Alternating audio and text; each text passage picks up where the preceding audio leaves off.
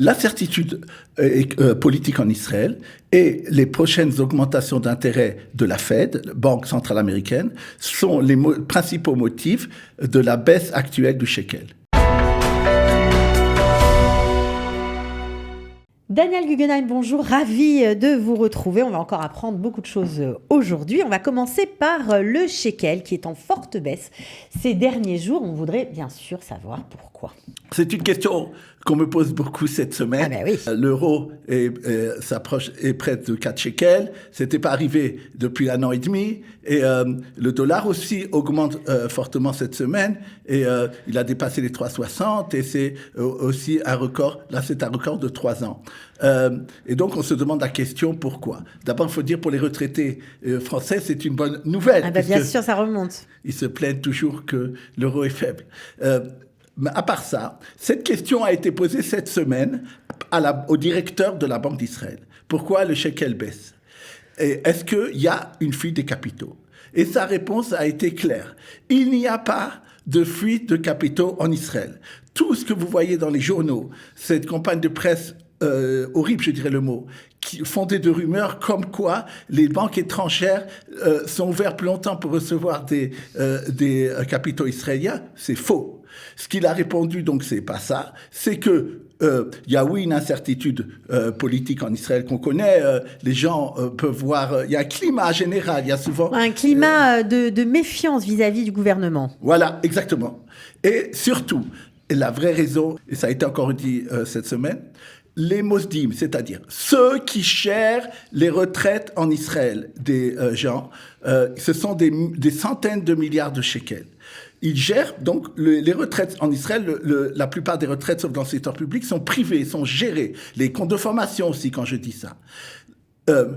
Eux, depuis le début de l'année, augmentent leur investissement à l'étranger, surtout dans les bourses américaines. Et ce qui fait, dans ce cas-là, obligatoirement, ils achètent du dollar pour ça, et obligatoirement, ça fait baisser le shekel. 14 milliards de shekels depuis le début de l'année. Comme il n'y a pas des énormes transactions sur le shekel, ce genre de mouvement, ça fait changer. C'est ça, à mon avis, la principale cause. Mais ça, c'était très important de le préciser parce que ça va calmer les angoisses des uns et des autres. Voilà, c'est vrai qu'on a beaucoup parlé du contexte politique en disant que voilà, les gens quittaient Israël, enlevaient leurs capitaux. Enfin, c'est faux, quoi. Ce qui est surtout grave, pourquoi je dis horrible, parce qu'en fait, cette politique de vouloir pour les institutionnels investir l'argent des retraités, des futurs retraités en Israël à l'étranger, ne s'est pas avérée bien. Pourquoi? Performante. Par exemple, Achuler Shaham est connu comme quelqu'un qui l'a fait depuis des années. Depuis maintenant, au moins 1-2 ans, il est à la traîne de toutes les performances concernant les fonds de pension ou les fonds de formation, et c'est pour ça que les gens le quittent. Et donc, lui aussi a été d'ailleurs principalement depuis janvier, d'après ce qu'il est dit dans les journaux, de celui qui a de nouveau encore plus fait à l'étranger. Or, la bourse américaine, il faut comprendre pourquoi aussi le dollar monte, parce que la Banque centrale américaine, pour lutter contre l'inflation, parce qu'elle n'y arrive toujours pas, elle est bien plus supérieure en Israël, je le dirais toujours, elle est au-dessus de 6% encore, augmente les taux de façon agressive. On est à peu près comme en Israël. Là-bas, ils sont entre 4,5%. Et il a dit qu'il va encore l'augmenter bientôt. Et donc, ça fait monter le dollar parce que ça rend le dollar attractif. Mais ça fait baisser les bourses, et notamment la bourse du Nasdaq. Donc, en fait, c'est pas du tout payant. Et évidemment, également, il faut savoir que donc, il faut continuer d'investir en Israël. Oui, que quand les bourses américaines baissent, aussi, ça fait baisser le shekel parce qu'ils sont obligés de se couvrir pour payer les pertes qu'ils ont sur leurs investissements à l'étranger. Donc c'est une tenaille, et c'est en gros ce qui se passe ici. Voilà, donc vous nous avez été très clair, vous nous avez bien renseigné sur cette baisse forte du shekel de ces derniers jours. Alors on poursuit, Daniel, avec encore un sujet très intéressant, c'est l'augmentation de 0,5% du taux d'intérêt directeur de la Banque d'Israël. Alors, on se demande pourquoi on en est arrivé là et est-ce que ça va continuer d'augmenter ? Le directeur de la Banque d'Israël a vu les chiffres que nous avons donnés la semaine dernière concernant la consommation en janvier. Lui aussi, apparemment, écoute le chronique à Kalita, ou bien lit dans les journaux, peut-être il n'attend pas que je parle. Et il a vu qu'il y avait eu près de 40 milliards de shekels que les Israéliens continuent à consommer au mois de janvier, et rien que par les cartes de crédit, ce qui est énorme, et une augmentation, je rappelle, de 16%. Donc, qu'est-ce qu'ils voient? Que l'activité économique est très importante, que malgré les taux d'intérêt, les Israéliens préfèrent encore ou aller sur leur épargne, ou aller sur ou emprunter plus pour pouvoir continuer à consommer. Et donc, c'est pas comme ça qu'il se dit qu'il arrivera à lutter contre l'inflation. Il voit également que le chômage, il est justement faible, il reste autour de 3%. Quand je pense qu'en France, ils ont dit c'est 7%, c'est extraordinaire. On est à la moitié en Israël. Et en plus de ça, j'ai entendu une conférence montrant qu'en vérité, les chiffres en France sont manipulés, c'est du 16%. C'est-à-dire que par rapport à ce qu'on dirait en Israël aussi, donc c'est bien plus important que ce qu'on a ici. Et donc ça, ils le voient aussi. Donc, alors, on a peu de chômage. Les Israéliens continuent de consommer malgré la crise et malgré l'inflation. Donc, c'était tout propice pour continuer d'augmenter les taux d'intérêt, ce que vous êtes en train de nous dire. Et également, dernière raison assez importante, toujours il fait comme la banque américaine fait, c'est-à-dire la Fed, qui, elle, a augmenté ses taux et va les augmenter. Et donc, il veut rester plus ou moins près de lui, sinon, ça va peser sur le shekel. Or, il n'a pas intérêt à ce que le shekel soit faible, parce que, justement, ça va renchérir l'importation. Maintenant, ce que je tiens à dire, c'est que cette semaine, il y a eu à la Commission des finances une discussion où ont été invités les banques et pour dire ça suffit. On a vu que le rapport dont d'ailleurs on parle ici souvent, ils ont sûrement eux aussi écouté notre chronique, que entre les taux d'intérêt qui sont demandés aux emprunteurs et les taux d'intérêt qui sont offerts aux déposants, aux épargnants, est très très très grand. Il y a un grand delta entre les deux. Un grand delta. C'est pas très juste. Non, pas du tout. À peu près, les emprunts peuvent aller jusqu'à 15-17%. Et là, en discutant, ça dépend aussi combien de temps on est prêt à donner, on peut avoir maximum un peu plus de 4%. C'est énorme comme différence. Et ils ont dit, on a vu les chiffres dans les banques qui ont été publiés, 32 milliards de shekels de gains sur cet écart. Et ils ont dit aux banques, franchement, ils l'ont dit, ça ne peut plus continuer comme ça. Ils ont menacé, si vous ne... Qui a menacé? La Commission des finances, elle a la possibilité de faire des lois. Elle a dit, nous pouvons prendre des mesures. On le fait à la dernière minute, en vérité. Mais ils veulent montrer que les banques, c'est un message, ont intérêt à voir qu'est-ce qu'ils peuvent faire de mieux pour les épargnants. Et oui, parce que pour l'instant, c'est encore le consommateur qui va payer la note. Tout à fait. Maintenant, justement, je tiens à dire que les banques font en ce moment quelque chose de très bien pour les gens qui ont emprunté. Surtout pour les gens qui ont emprunté ce qu'on appelle les mashkanta. Étant donné que beaucoup ont pris des mashkantaot, c'est-à-dire des prêts hypothécaires, qui sont indexés à ce qu'on appelle le prime, donc au taux de la Banque d'Israël, et comme on vient de le voir, il augmente, les gens ont de plus en plus des remboursements à faire. Ils n'ont pas prévu ça il y a un an. On parle, il y en a 1500 shekels en plus, c'est beaucoup. Ouais, par mois. Beaucoup par mois. Ouais.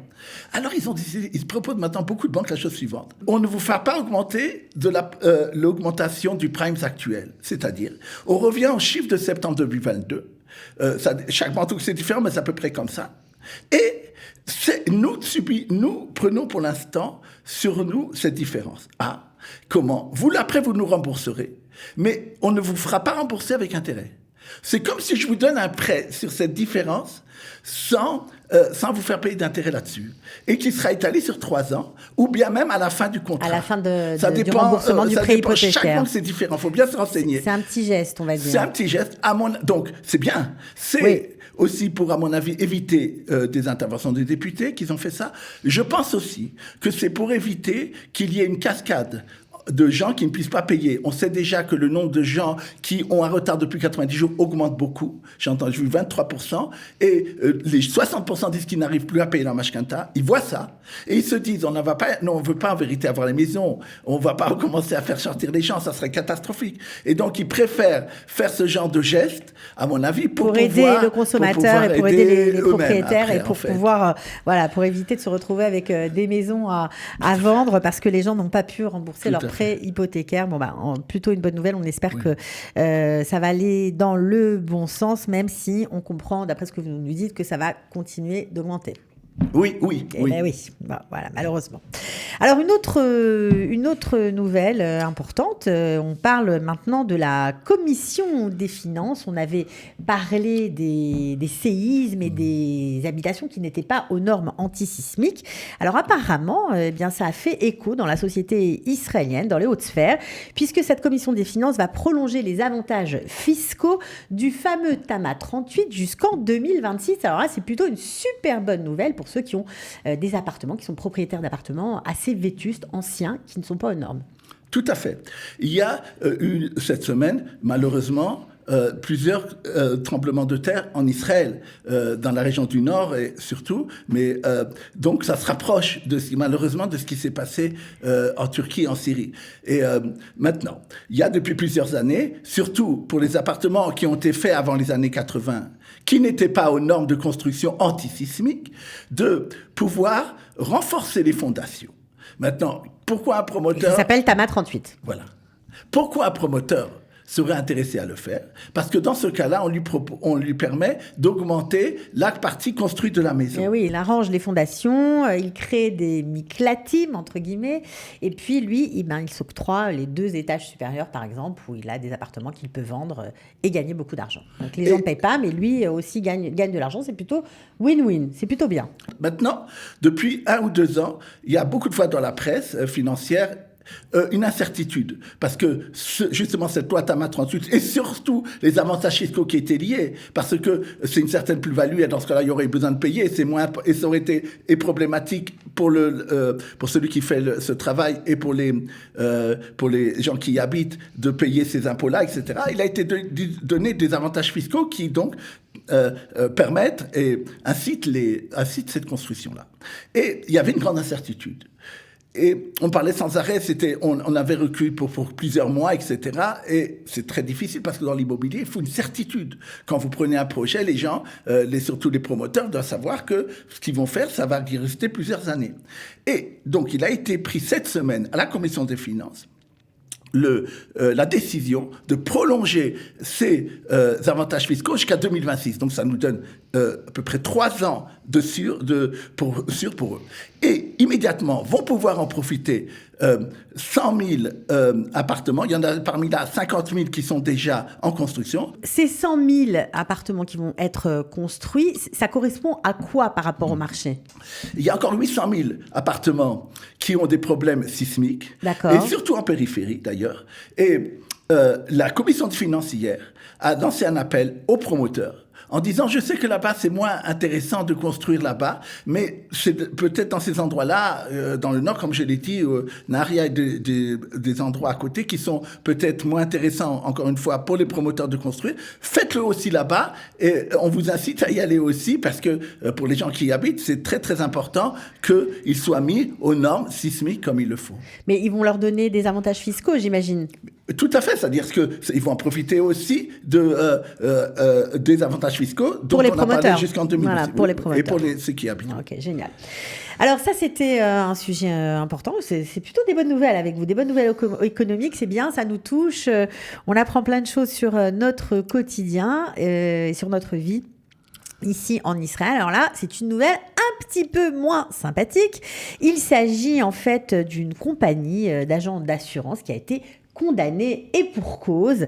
Leur mauvais, on va dire, conseil a entraîné des gens à perdre, des épargnants à perdre beaucoup d'argent. Donc, il faut vraiment faire attention lorsqu'on travaille avec des professionnels de bien les choisir parce que là, franchement, c'est un peu rageant pour ces épargnants qui ont perdu beaucoup d'argent, vraiment.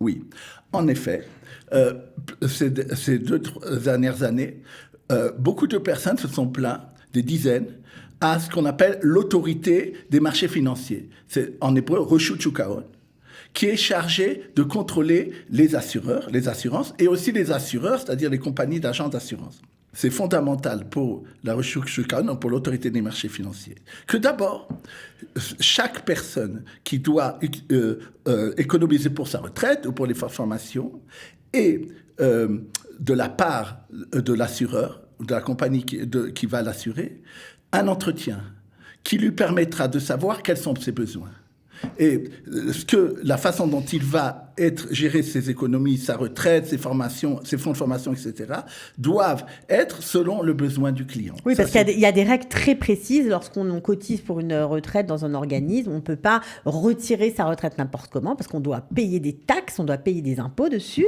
Si on n'a pas un certain âge, si on n'a pas une certaine... Enfin, c'est assez compliqué. On ne peut pas faire n'importe quoi. Sinon, ça va nous coûter très cher. Il y a deux choses fondamentaux. Analyse du besoin du client. C'est pas la même chose quand vous avez 30 ans que quand vous avez 55 ans, vous allez bientôt prendre la retraite. Là, on doit vous assurer. Et ça, eux, ils ont fait une publicité, cette compagnie d'assurance. Vous n'avez même plus besoin de nous parler, etc. De la voiture, vous pouvez nous signer n'importe quoi. Et c'est très problématique. Deuxièmement, une retraite, c'est fait pour que les gens, au moment où ils ont l'âge droit légal de la retraite, puissent prendre leur retraite et vivre normalement. C'est ça tout l'idée. Maintenant, dans certains cas très rares, il est permis de prendre l'argent avant. Il faut vraiment, par exemple, ne plus pouvoir travailler pendant un certain temps. Et donc très rare, mais en même temps, au libre jugement de chacun. Chacun peut décider de retirer sa pension. Oui, mais au moment où il le souhaite, mais ça va lui coûter très cher. Alors, ça va lui coûter très cher, point de vue des impôts. Ça peut même, dans ce cas-là dont on parle, c'est même aller jusqu'à 50%. 35% d'impôts, et encore les commissions qu'ils ont pris, les gens se sont retrouvés avec seulement 50% du capital qu'ils avaient. Sur quoi ils ont joué? Ils ont joué sur le fait que, de façon exceptionnelle, il est permis de le faire sans qu'il y ait d'impôt sur le capital, si on ne travaille pas, si on a de grandes maladies. Okay. Et eux, ils ont dit non, maintenant il y a eu des grands changements, vous pouvez prendre comme vous voulez. Mais ils leur ont pas dit, mais si vous le faites, vous aurez tant d'impôts à payer. 35% d'impôts sur le montant de votre capital, sur le capital, bien sûr. Pas sur les intérêts. Oui, plus des commissions. Plus notre commission. Et donc les gens étaient surpris puisqu'ils voyaient, ils pensaient à l'argent qui leur était dû maintenant était, je sais pas, 500 000 shekels, ils recevaient 250 000 shekels. Et donc ils ont dit, on nous a trompés. Alors qu'est-ce qui s'est passé? Alors ils se sont plaints et la Reshut, donc l'autorité de marché financière, leur a donné une amende de 1 million de shekels. À la compagnie d'assurance. À cette compagnie d'assurance. Et elle est allée aux tribunaux. Et les tribunaux ont dit que non, qu'elle refuse le fait qu'ils ont voulu faire appel. Et ils ont donné raison à l'autorité des marchés financiers. Bien entendu, c'est évident dans un cas comme ça, et ça protège les épargnants. Bien sûr. Et est-ce que les retraités, les pauvres retraités, ont pu récupérer leur argent ou pas? Pas à ma connaissance. Je sais même qu'on a eu un cas, moi j'en ai parlé d'ailleurs parce que on a eu un cas d'un Olé qui est venu se plaindre de ça. Donc c'est quelque chose qui a touché aussi des Français qui venaient, qui n'étaient pas au courant de leurs droits. Mais en tout cas, ce qui fait plaisir, c'est que la justice, pour une fois, a pris parti contre les contrevenants, et c'est plutôt sympa pour les épargnants, pour nous, pauvres consommateurs. En tout cas, merci pour ces nouvelles. On se retrouve la semaine prochaine. Merci beaucoup. Au revoir.